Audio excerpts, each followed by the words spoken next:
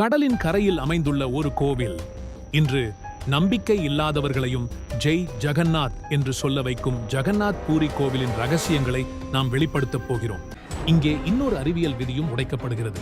நாளின் எந்த நேரமாக இருந்தாலும், சூரியன் எந்த திசையில் இருந்தாலும், இந்த மிகப்பெரிய கோவிலின் பிரதான கோபுரத்தின் நிழல் ஒருபோதும் தரையில் விழுவதில்லை. இப்போது அனைவரையும் வியப்பில் ஆழ்த்தும் நவகலேவர் சடங்கை பார்ப்போம். ஒவ்வொரு 12 ஆண்டுகளுக்கு ஒருமுறை இங்கே உள்ள இறை விக்கிரகங்கள் மாற்றப்படுகின்றன.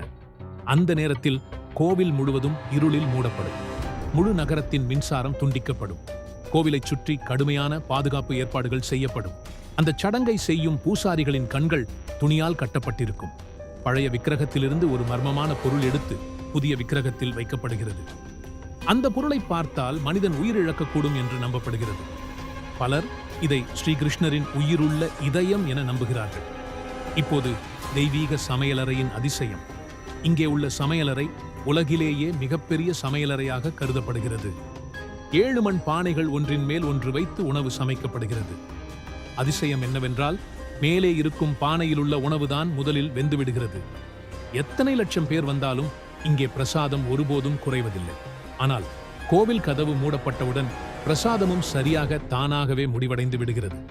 கோவில் வாசலை கடந்து உள்ளே சென்றவுடன் கடல் அலைகளின் சத்தம் முழுவதுமாக மறைந்து விடுகிறது. ஒரு வேறு உலகத்திற்குள் வந்தது போல் உணர்வு ஏற்படும்.